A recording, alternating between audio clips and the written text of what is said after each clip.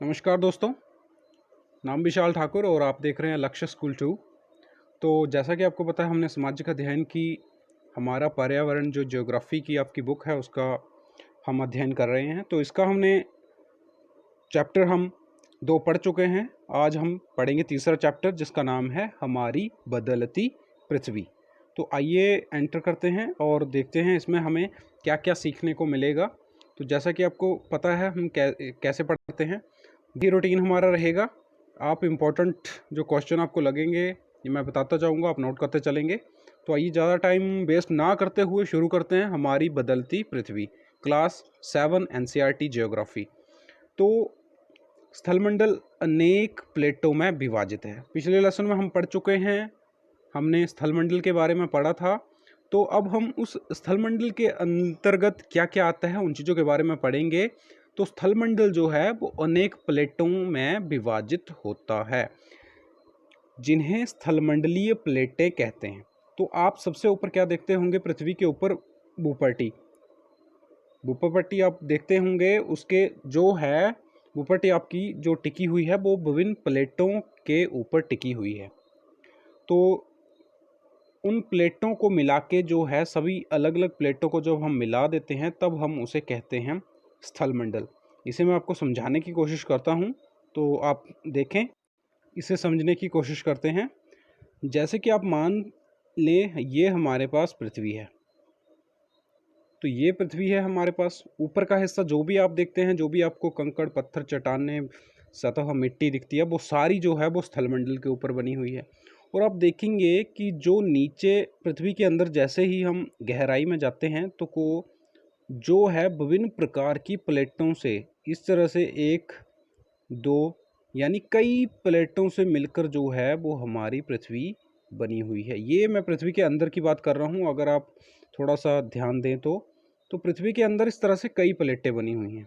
तो इन प्लेटों के ऊपर जो है वो स्थलमंडल आपको दिखता है। तो स्थलमंडल में हम आगे इन प्लेटों के बारे में आगे हम पढ़ते हैं, लेकिन हमने स्थलमंडल में किस तरह से पृथ्वी का निर्माण अंदर कई तरह प्लेटों से बनने के कारण कई प्रकार की प्लेटें जो है वो एक दूसरे के साथ जुड़ी हुई हैं। पृथ्वी के गहराई की हम बात कर रहे हैं, तो उस गहराई के कारण जो है वो अनेक प्लेटों के मिलने से जो है वो स्थलमंडल का निर्माण यहाँ पे हुआ है। तो स्थलमंडल के ऊपर हम जानेंगे अब कि आगे हम देखते हैं किस तरह से, तो जिन्हें स्थलमंडलीय प्लेटें कहते हैं। तो मैंने बता दिया आपको कि कौन कौन कैसी प्लेटें हैं पृथ्वी के अंदर। आपको ये जानकर आश्चर्य होगा कि ये प्लेटें हमेशा धीमी गति से चारों तरफ घूमती रहती हैं। धीमी गति से इन जो प्लेटें हमने यहाँ पे बात की, तो वो प्लेटें धीरे धीरे जिनमें उनमें एक दूसरे के साथ घर्षण होता रहता है। तो प्रत्येक वर्ष केवल कुछ मिलीमीटर के लगभग, तो आपको पता होगा, आप अगर स्केल निकालेंगे तो मिलीमीटर कितना होता है, तो उस उतना मिलीमीटर के बराबर जो है इनमें थोड़ा सा जो है परिवर्तन आपको देखने को मिलता है साल भर में कुछ मिलीमीटर के लगभग। तो पृथ्वी के अंदर पिघले हुए मैग्मा, तो मैग्मा क्या होता है हमने इस पर चर्चा कर ली है पिछले लेसन में। मैग्मा में होने वाले गति के ऐसा होता है। तो आपने देखा होगा कि कोई भी अगर गर्म चीज़ है, तो जैसे ही आप जैसे मान लीजिए आपने गैस पर पानी रखा, जैसे ही पानी गर्म हो जाता है तो वो धीरे धीरे पानी जो है वो गति करने लग पड़ता है। तो कोई भी गर्म चीज़ जो है उसमें गति होती है। तो जिस तरह से आपने बात की मैग्मा की, तो ये जो है वो एक मैग्मा जो है वो काफ़ी गर्म पदार्थ जो है वो पृथ्वी के अंदर स्थित है। वो पृथ्वी के अंदर स्थित होने के कारण उसके ऊपर मैग्मा के ऊपर जो है वो हमारी प्लेटें हैं। तो मैग्मा में जब थोड़ा सा परिवर्तन गति होती है तो उसके कारण हमारी जो प्लेटें हैं उनमें भी गति होती है। आगे समझते हैं। तो पृथ्वी के अंदर पिघला हुआ मैग्मा एक वृत्तीय रूप में घूमता रहता है, जैसा कि क्रियाकलाप में दिखाया गया है। तो यहाँ पे हम क्रियाकलाप के बारे में भी जानेंगे। क्या आप जानते हैं, एक रंगीन कागज़ की छोटी सी गोली लीजिए और इसे जल के आधे भरे बीकर में रख दीजिए। बीकर को तिपाही पर रखकर गर्म करें। तिपाही यानी 3 पाँव वाली।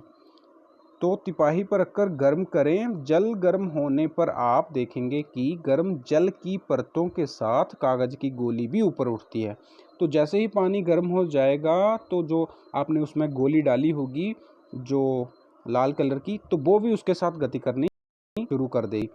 तो वो भी ऊपर उठने लग पड़ेगी और ठंडे पानी की परतों के साथ ये गोली नीचे बैठती है। तो जैसे ही पानी फिर से ठंडा हो जाएगा, ये गोली फिर से नीचे चली जाएगी। तो ये प्रोसेस जो पृथ्वी के अंदर भी चलता रहता है। कई बार मैग्मा गर्म होता है, उसके बाद ठंडा हो जाता है।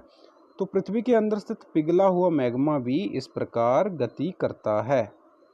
आगे हम शब्दावली को समझ लेते हैं। भूपर पट्टी में अनेक बड़ी एवं कुछ छोटी कठोर असमान आकार की प्लेटें होती हैं।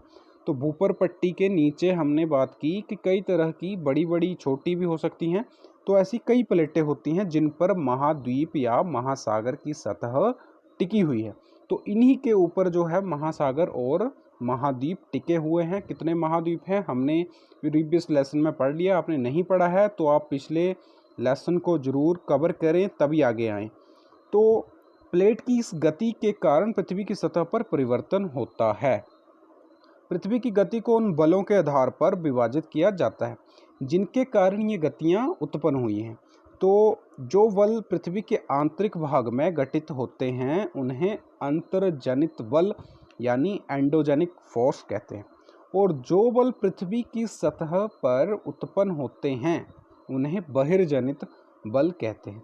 तो दो प्रकार के बल हमने यहाँ पढ़े, एक अंतर्जनित और एक बहिर्जनित। जो बल पृथ्वी के अंदर कार्य करेंगे उन्हें हम कहेंगे अंतर्जनित, और जो बल पृथ्वी की सतह के ऊपर या बाहरी काम करेंगे उन्हें हम कहते हैं एक्सोजेनिक फोर्स यानी बहिर्जनिक। तो इस प्रकार से दो बल के बारे में हमने पढ़ा।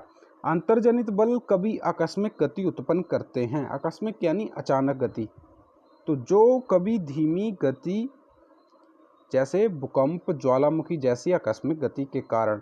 तो ये कौन से बल के कारण उत्पन्न हुए? अंतर्जनिक, क्योंकि ये पृथ्वी के अंदर उत्पन्न होते हैं। इसी तरह से तो पृथ्वी की गतियों के बारे में हमने, गतियाँ पृथ्वी के अंदर की बात कर रहे हैं, किस तरह की गतियाँ होती हैं पृथ्वी के ऊपर, एक अंतर्जनित, बहिर्जनित। अंतर्जनित जो है वो आकस्मिक होते हैं क्योंकि इसके बारे में हमें पहले पता नहीं रहता है। तो इसमें कौन कौन से हैं? भूकंप, ज्वालामुखी, भूस्खलन। तो ये जो आते हैं ये आते हैं अंतर्जनित बल के कारण। और बहिर्जनित बल में आप देखेंगे जैसे कि अपर्धन और निक्षेपण, जैसे नदी, पवन, समुद्री तरंग, हिमनद। तो ये जो है बहिर्जनित बल के कारण आते हैं। तो इस तरह से हमने इन दोनों को पढ़ लिया है। आगे हम पढ़ेंगे ज्वालामुखी के बारे में।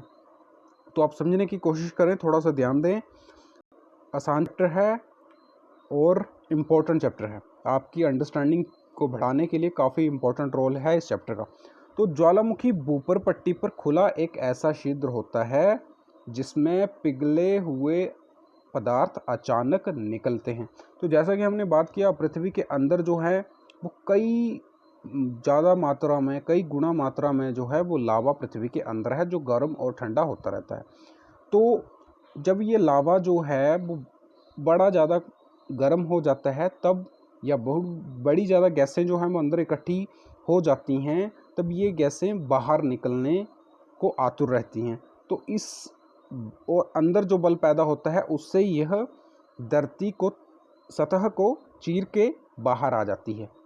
तो जैसे कि उसी से ज्वालामुखी का निर्माण हुआ है। तो आप देखेंगे कि भूपर पट्टी पर खुला, भूपर पट्टी यानी ऊपरी सतह पर खुला एक ऐसा छिद्र जो पिघले हुए पदार्थ जिसमें कि आग, लावा जो है वो बाहर आता है। तो आप देख रहे होंगे यहाँ पर पृथ्वी की सतह के अंदर आप देखें जिसमें मैग्मा कोस्ट आप यहाँ पे लिखा हुआ है। तो मैग्मा यहाँ पे सारा इकट्ठा हुआ है और ये पृथ्वी के काफ़ी गहराई पर जाने को आपको मिलेगा, देखने में आपको ऊपर लग रहा होगा।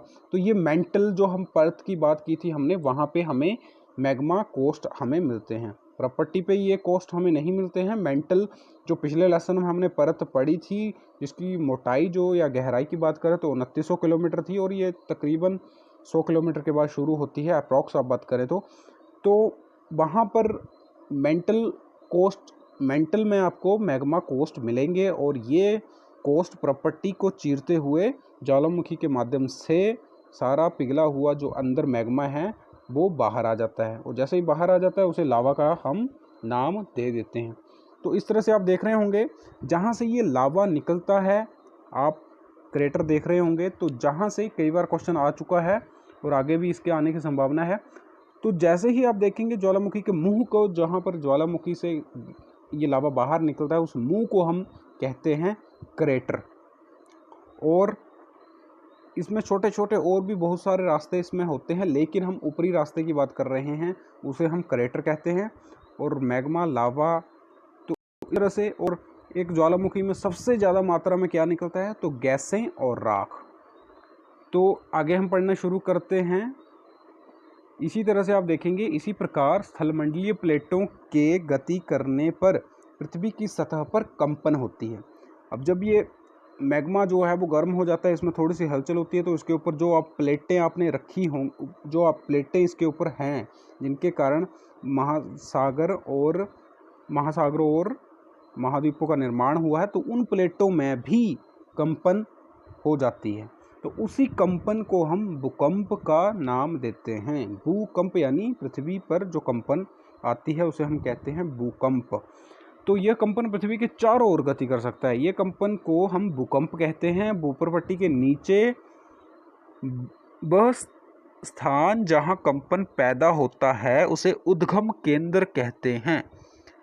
उद्गम केंद्र के भू सतह पर इसके निकटतम स्थान को अधिकेंद्र कहते हैं। अधिकेंद्र से कंपन बाहर की ओर तरंगों के रूप में गमन करती है। अधिकेंद्र के निकटतम भाग में सर्वाधिक हानि होती है। तो अधिकेंद्र जहाँ पर है उसके आसपास का जो एरिया है उस पे सबसे ज़्यादा हलचल होती है। एवं अधिकेंद्र से दूरी बढ़ने पर इसकी तीव्रता धीरे धीरे कम हो जाती है। अब इस डायग्राम पे आप थोड़ा सा फोकस करेंगे, आप बात करेंगे, ये आप पृथ्वी देख रहे होंगे और ये उस समय की तस्वीर है जब भूकंप आता है। तो ऐसी तस्वीर अकॉर्डिंगली बनती है। तो आप देखेंगे कि यह जो पीले कलर से एरिया है इसे हम कहेंगे भूपर्पट्टी। और जो आपको ये साथ ही लाल कलर में, थोड़े गाढ़े से कलर में आपको दिख रही होगी, ये है मेंटल की परत। यानी इसकी जो गहराई है आप मान के चलिए कि 100 किलोमीटर के भी नीचे कहीं भी इसका उद्गम केंद्र हो सकता है। और जहाँ पर ये पहली बार कंपन महसूस हुई पृथ्वी के अंदर, हम बात कर रहे हैं पृथ्वी के अंदर, पर जहाँ ये पहली बार कंपन महसूस होती है पृथ्वी के अंदर, उसे कहते हैं उद्गम केंद्र या मूल केंद्र। तो इसे हम कहते हैं उद्गम केंद्र। और जैसे ही ये भूपर्पट्टी पर यानी क्रस्ट पर जैसे ही हमें ऊपरी सतह पर ये कंपन, जहाँ पर फर्स्ट टाइम यानी उसके उद्गम केंद्र के ठीक ऊपर जहाँ ये सबसे पहले हमें महसूस होती है, कहाँ पर, भूपर्पट्टी पर, तब हम इसे कहते हैं अधिकेंद्र। तो ये दो क्वेश्चन जो है वो काफ़ी इंपॉर्टेंट है आपकी अंडरस्टैंडिंग, और इसके क्वेश्चन इससे रिलेटेड बनते भी हैं।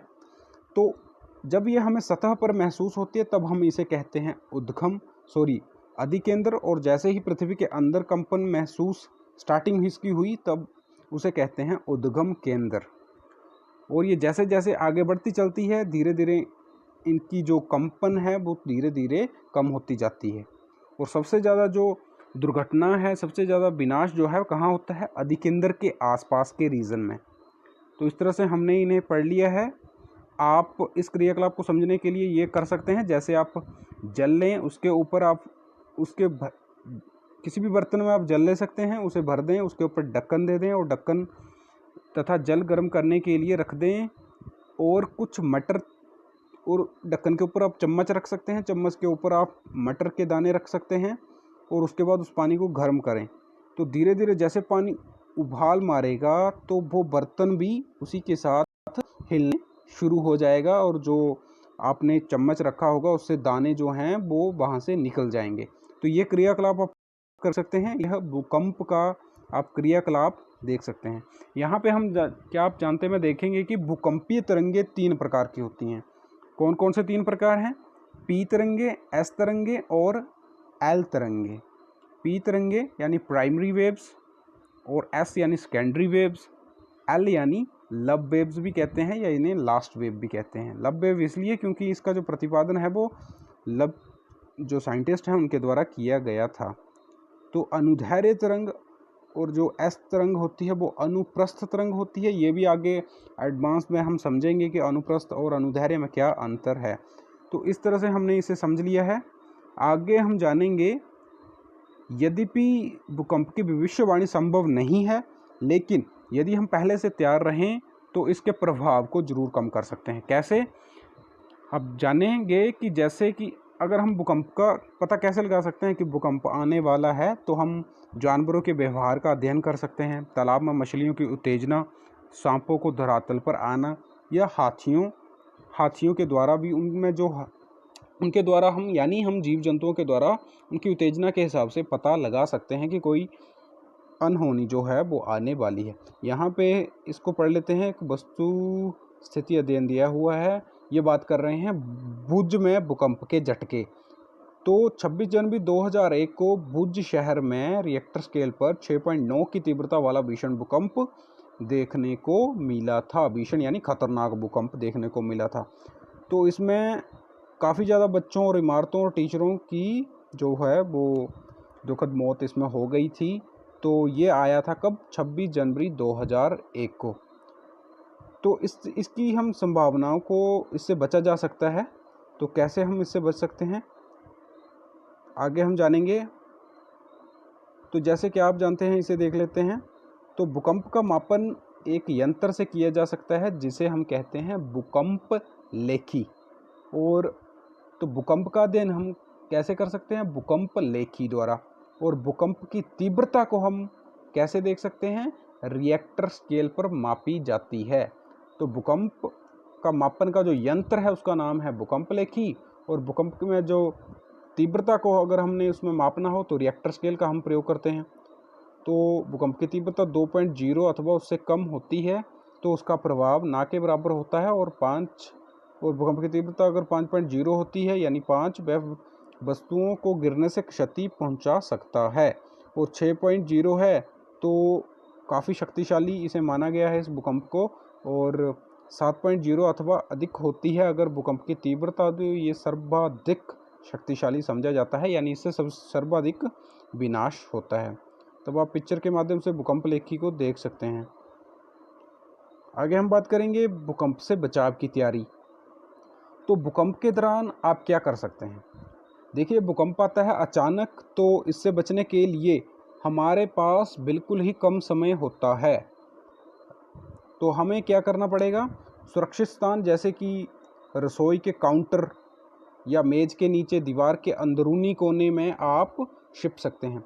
तो आपने कभी भी अगर भूकंप आता है तो मान के चलें आप एक कमरे में हैं और कमरे में 4 दीवारें, कमरा जो है वो घिरा हुआ है और आपको एक कंपन सी महसूस होती है, तब आप जल्दी से एक्शन लें। क्या करें? आप चारों कोनों में कहीं भी, किसी भी कोने में आप जाके खड़े हो जाएं एकदम से।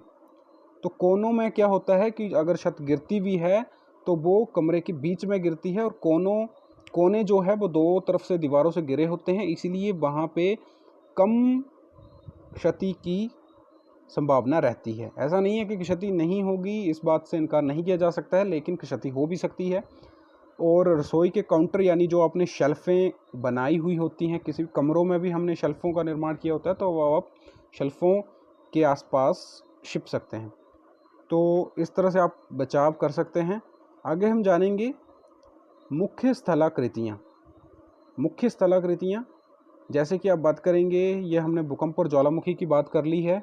आगे हम करेंगे स्थलाकृतियों की बात। अक्षय एवं अपर्दन नामक 2 प्रक्रमों द्वारा दृश्यभूमि लगातार विघटित होती रहती है। अपर्दन आप पिछले लेसन में समझ चुके हैं, यानी कि जैसे ही हमारी मिट्टी या हमारे आसपास का वातावरण जो थोड़ा सा भी चेंज होता है तो उसे हम अपर्दन का नाम देते हैं। जब वो हम उसे ह्रास करते हैं तब, यानी उसका अपक्षय करते हैं। जैसे नदियों के द्वारा मिट्टी का अपक्षय या अपर्दन किया जाता है। क्यों? क्योंकि नदियाँ जो है वो एक स्थान से मिट्टी को उठा के दूसरे स्थान पर ले जाती हैं। तो इस तरह से पृथ्वी की सतह पर शैलों के टूटने से अपक्षय की क्रिया होती है।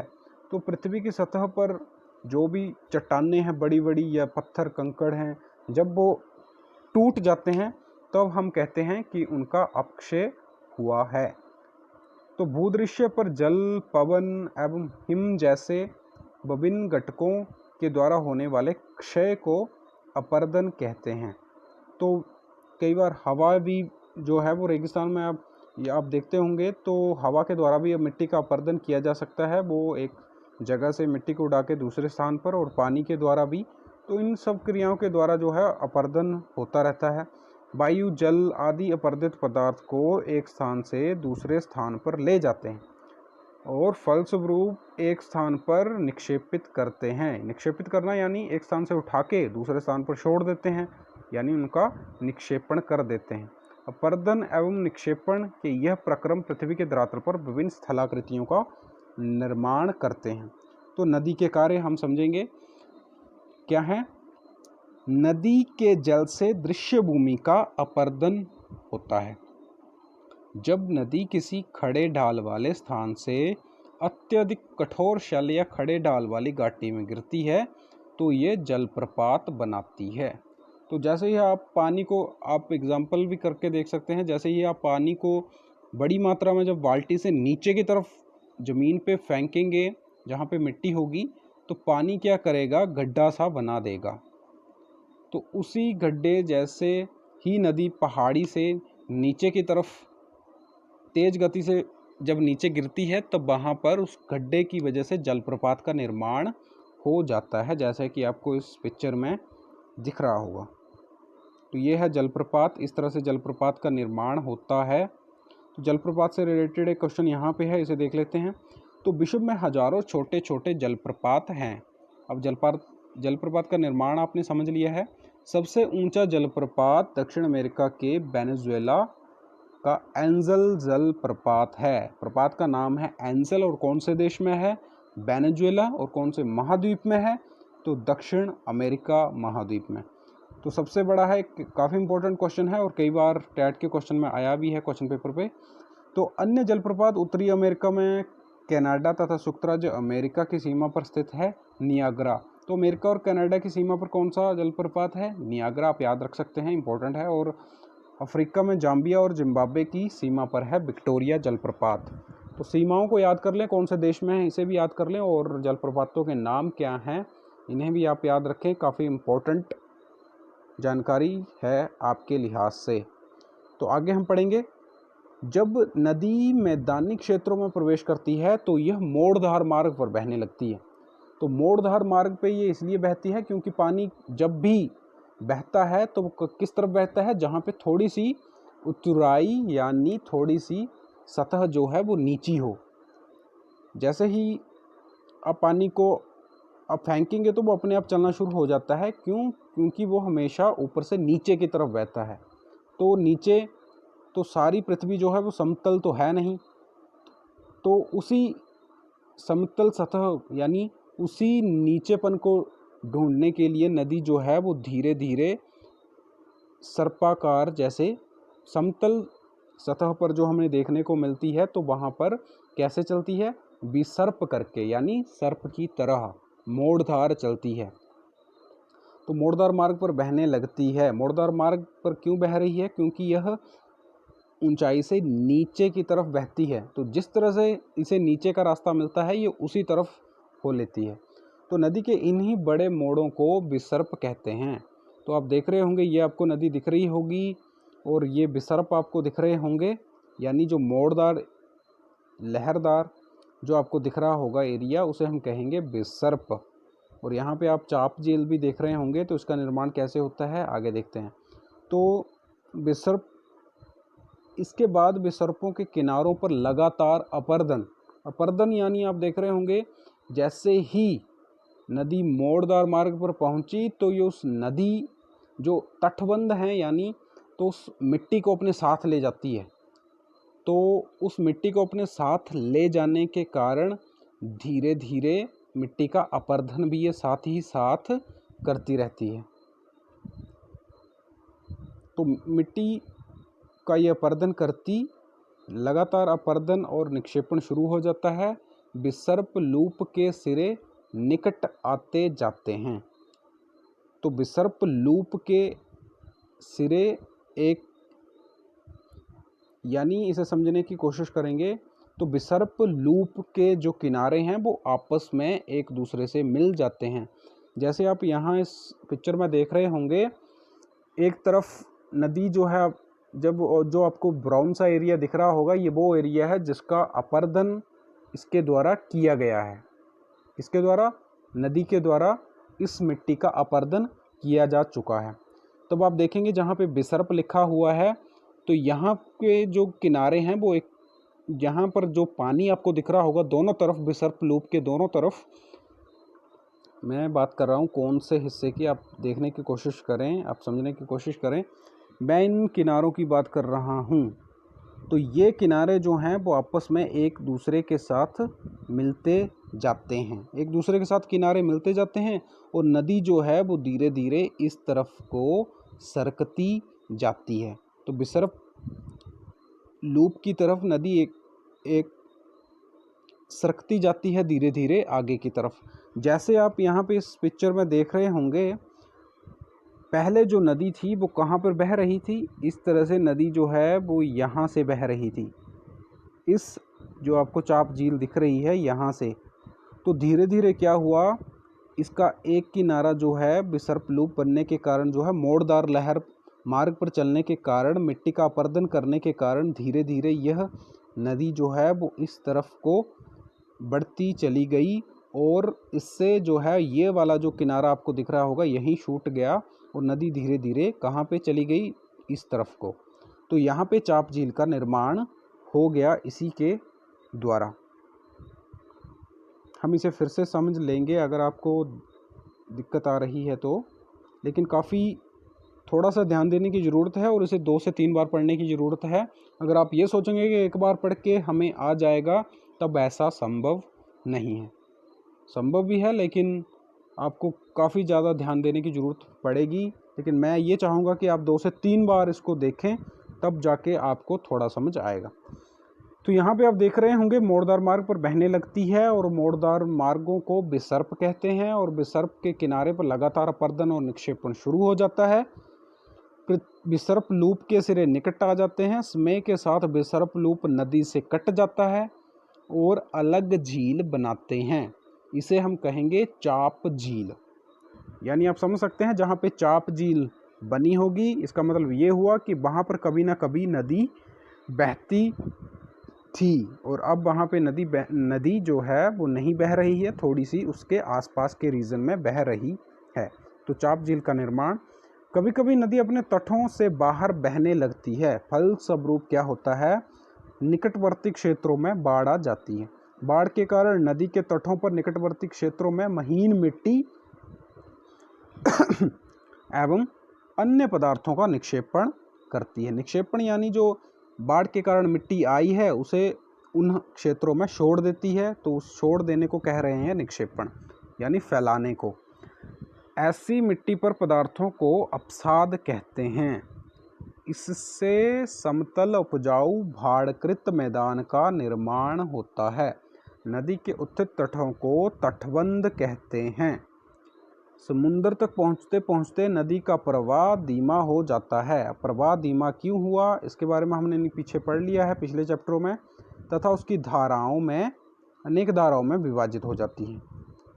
तो यहाँ पे आप तटबंध देख रहे होंगे। तटबंध उस रीजन को हम कहेंगे, जैसे कि मान के चलिए ये तटबंध है और इसके बीच में नदी बह रही है, तो जो ये वाला रीजन है इसे हम कहेंगे तटबंध। लेकिन जब बाढ़ आ जाती है, तब इस मौसम में भी आप देख रहे होंगे जुलाई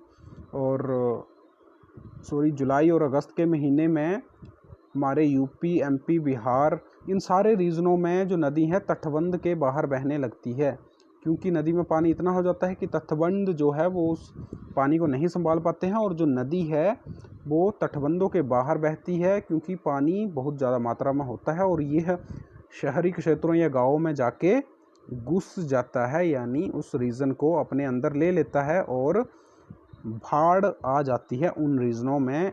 इस मौसम में आप देख भी रहे होंगे जब हम ये लेसन पढ़ रहे हैं। तो इस तरह से हमने इसे समझा। आगे हम देखते हैं क्या है और। तो इस तरह से जब हमने बात की कि समुंदर तक नदी जब पहुंच जाती है समुंदर के आसपास के रीजन में, तब उसकी गति धीमी हो जाती है। अब गति धीमी होने का कारण ये हुआ कि वहाँ पर जो ऊंचाई से नीचे की तरफ नदी बह रही थी, तो इतनी ज़्यादा यानी पानी को उतरने के लिए उतनी ज़्यादा उतराई वहाँ पर नहीं है।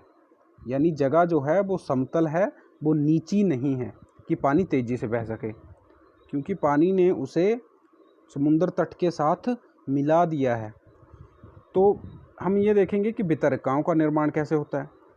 तो आप देख रहे होंगे मुख्य नदी पीछे से आ रही है, और जैसे ही ये समुद्र के रीजन के आसपास पहुंच रही है तो इसकी गति धीमी हो जाने के कारण अब आप देख रहे होंगे यह इतना सारा जो आपको सफ़ेद कलर में दिख रहा होगा, ये है क्या है, ये है हमारे पास रेत जिसे हम कहते हैं डेल्टा क्षेत्र, जो आप ये देख रहे होंगे।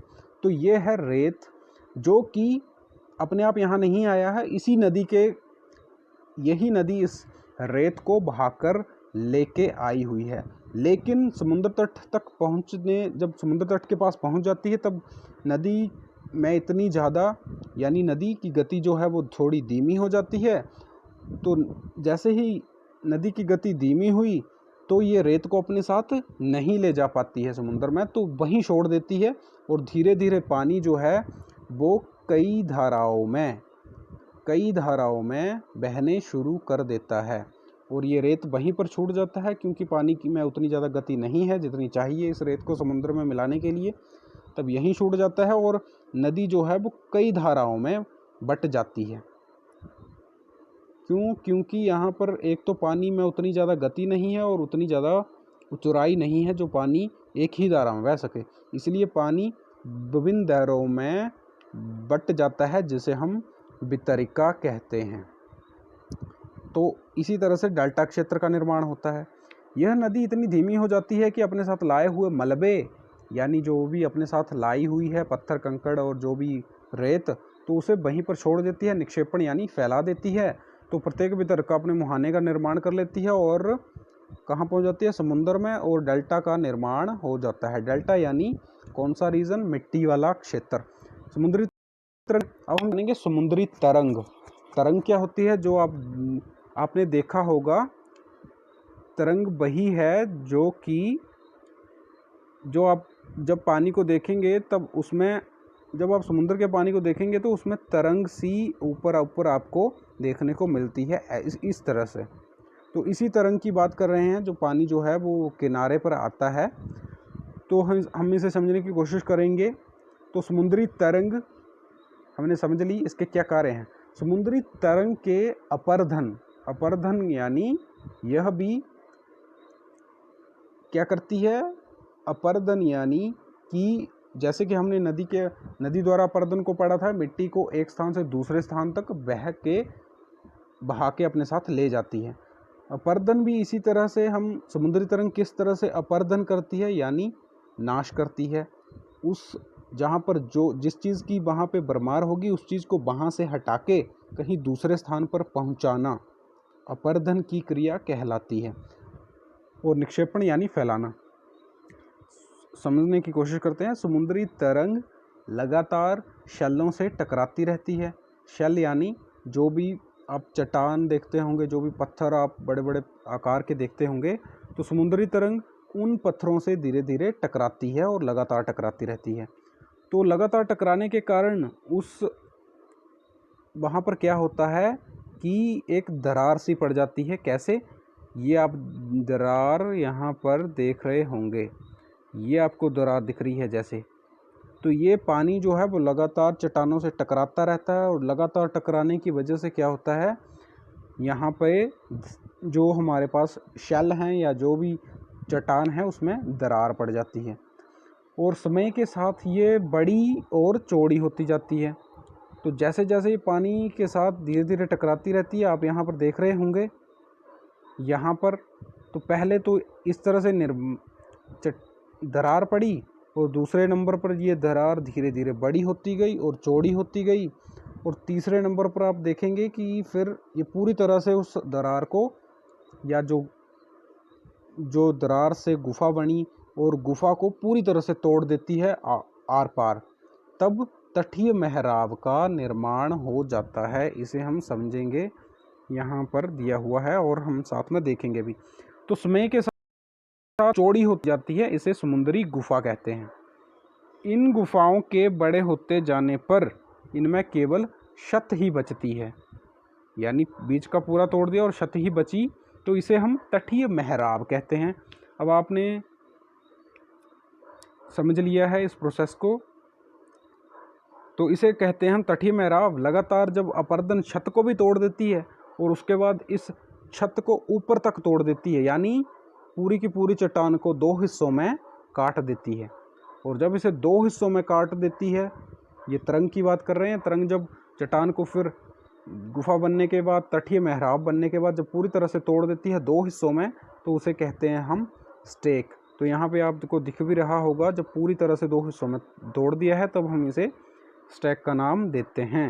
अब आप स्टैक भी समझ चुके हैं। तो समुद्री जल के ऊपर लगभग ऊर्ध्वाकार उठे हुए ऊंचे शैलों को, तटों को समुद्री भृगु कहते हैं।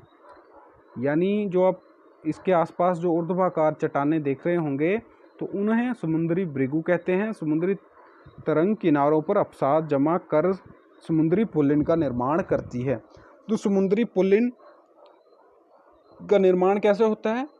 जब समुद्री तरंग जो है वो किनारे पर अवसाद इकट्ठा करती जाती है। अवसाद यानी जो अपने साथ लाई हुई जितनी भी चीज़ें हैं उन्हें किनारे पर छोड़ती चली जाती है। कौन? तरंग। तरंग जो है वो किनारे पर जैसे ही बढ़ती है तो अपने साथ जो भी पदार्थ लेके आती है उन्हें छोड़ देती है। तो वो छोड़ी हुई चीज़ों को अवसाद कह रहे हैं, और वो एक साथ जमा होता जाता है और धीरे धीरे पुल्लिन का निर्माण समुद्री तरंग के द्वारा कर दिया जाता है। आगे हम पढ़ेंगे हिमनद के कार्य। तो हिमनद अथवा हिमानी बर्फ़ की नदियाँ होती हैं। हिमानी यानी बर्फ़ की नदियाँ। जब ऊंचे ऊंचे पहाड़ों पर बर्फ़ गिरती है और ये बर्फ़ जम जाती है तो इससे हिमानी का निर्माण होता है। हिमनद अपने नीचे की कठोर चट्टानों को गोलाश्मी मिट्टी एवं पत्थर को अपर्दित कर देती है, और गोलाश्मी मिट्टी एवं पत्थरों से भूदृश्य का अपर्दन करती है। तो जिस तरह से आपने नदी देखी होगी वो मिट्टी का अपर्दन करती है, जो भी आप देखते होंगे सतह पर, और जो हिमानी है वो पर्वतों का अपर्दन करती है, क्योंकि जब बर्फ़ पिघलती है तो पानी जो है वो पर्वतों को भी धीरे धीरे उनमें अपर्दन की क्रिया शुरू हो जाती है। किसके ऊपर? पर्वतों के ऊपर। तो हिमनद गहरे गर्तों का निर्माण करते हैं। गर्त यानी गड्ढे। कैसे हुए? जब हिमानी का पानी पिघलता है तो जिस तरह से मिट्टी को बहा के ले जाती है, उसी तरह से जो पर्वत के ऊपर कंकड़ पत्थर होते हैं, पानी उन्हीं को भी अपने साथ लेके चलना शुरू हो जाता है, जिसके कारण गर्त का निर्माण यानी गड्ढों का निर्माण होता है। किसके ऊपर? हिमनद के ऊपर, यानी पर्वतों के ऊपर। तो पर्वतीय क्षेत्र में बर्फ़ पिघलने से उन गर्तों को जल भर जाता है, और धीरे धीरे क्या होता है, जो गर्त पड़े थे वहाँ पे जल भर जाता है और वे सुंदर झील बन जाते हैं। हिमनद के द्वारा लाए गए पदार्थ जैसे छोटे छोटे शैल, रेत, तलछट, मिट्टी को वो फैला देती है, यानी निक्षेपित कर देती है, और ये निक्षेप हिमनद हिमोड़ का निर्माण करते हैं। हिमनद हिमोड़ का निर्माण करते हैं। तो इस तरह से हिमनद हिमोड़ का निर्माण हुआ। आगे हम पवन के कार्य देखेंगे। तो क्या आपने कभी रेगिस्तान देखा है? बालू टिब्बे के कुछ चित्र एकत्र करने का प्रयास कीजिए। रेगिस्तान में पवन अपर्दन एवं निक्षेपण का प्रमुख कारक है। हम पहले पढ़ चुके हैं कि पवन किस तरह से अपर्दन करती है, यानी मिट्टी को एक स्थान से दूसरे स्थान पर बहा के ले जाती है और फिर फैला देती है। तो फैलाने को निक्षेपण और उठाने को अपर्दन कह रहे हैं। तो मिट्टी अपने साथ जब हवा जब अपने साथ मिट्टी को ले जाती है तब हम उस क्रिया को कहेंगे अपर्दन। रेगिस्तान में आप छत्र के आकार के शैल देख सकते हैं, जिन्हें सामान्य छत्रक शैल कहते हैं। पवन शैल के ऊपरी भागों की अपेक्षा निचले भागों को आसानी से काटती है। पवन शैल के ऊपरी भागों की अपेक्षा निचले भागों को आसानी से काटती है, इसलिए ऐसी शैल के आधार संकीर्ण एवं शीर्ष विस्तृत होते हैं। पवन चलने पर यह अपने साथ रेत को एक स्थान से दूसरे स्थान पर पहुंचाती है। जब पवन का बहाव रुकता है तो यह रेत गिरकर छोटी पहाड़ी बनाती हैं। इसे बालू टिब्बा कहते हैं।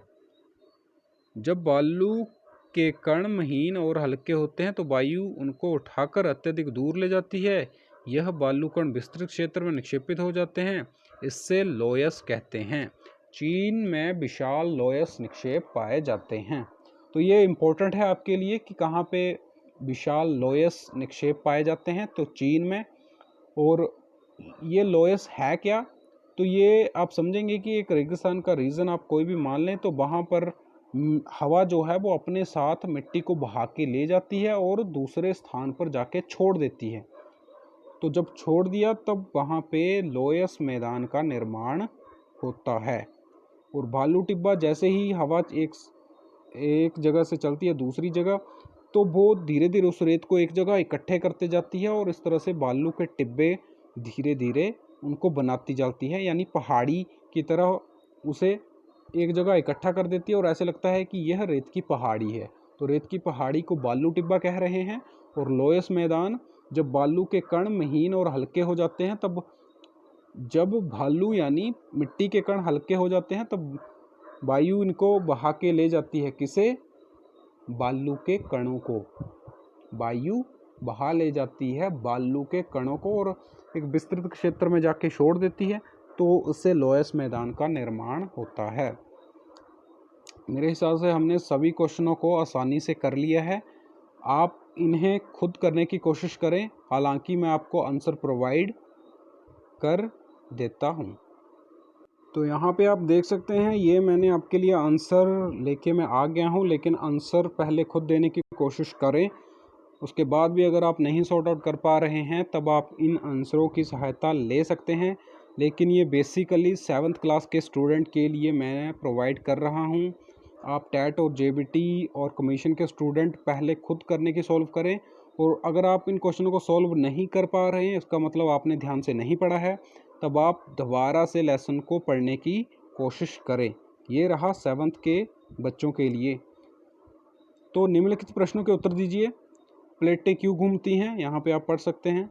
बहिर्जनित और अंतर्जनित बल क्या है, इसके साथ अपर्दन क्या होता है, इसकी डेफिनेशन एक्चुअल में क्या है ये आप देखेंगे। क्या है? भूपृष्ठ पर बहता हुआ जल, पवन, हिम जैसे विभिन्न घटकों के द्वारा होने वाले कटाव यानी शटाव को अपर्दन कहते हैं। तो ये रही इसकी डेफिनेशन। जैसे नदियों द्वारा हवीय आकार की घाटी का निर्माण करना। तो यहाँ पे आप अपर्दन की डेफिनेशन देख सकते हैं। बाढ़कृत मैदान का निर्माण कैसे होता है। इसके बाद बालू टिब्बा क्या है, समुद्री पुल्लिन का निर्माण कैसे होता है, चाप झील क्या है, जब टेढ़ी मेढ़ी सांप के आकार में बहती है नदी, जब नदी का बहाव तेज हो जाता है तो ये कुछ स्थानों पर नदी कठोर चट्टान को भी काटकर सीधी बहने लगती है, जिससे विसर्प लूप नदी से कट जाते हैं और अलग से झील बनाते हैं। इसे हम कहेंगे गोखुर झील भी है। गोखुर झील और चाप झील एक ही है, ये दो नहीं है। आगे क्वेश्चन नंबर 2,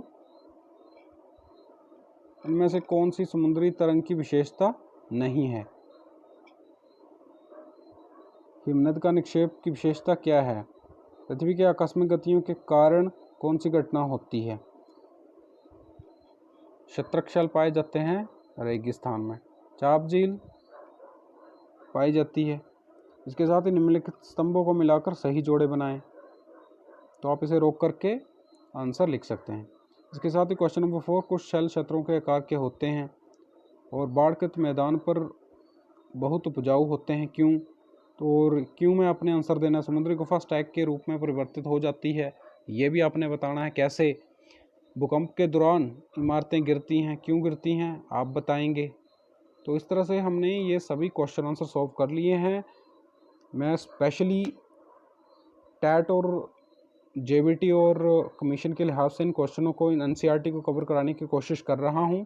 और जो स्टूडेंट जो है वो रेगुलर पढ़ रहे हैं, थोड़े से सीरियस हैं अपने गोल को रिलेटेड, तो मुझे लगता है वो ज़रूर अंडरस्टैंडिंग उनकी धीरे धीरे बढ़ रही होगी और यह उनकी सफलता की निशानी है। इन्हीं शब्दों के साथ मैं इस चैप्टर को यहीं पे ख़त्म करता हूँ। तो धन्यवाद आप सभी लोगों का।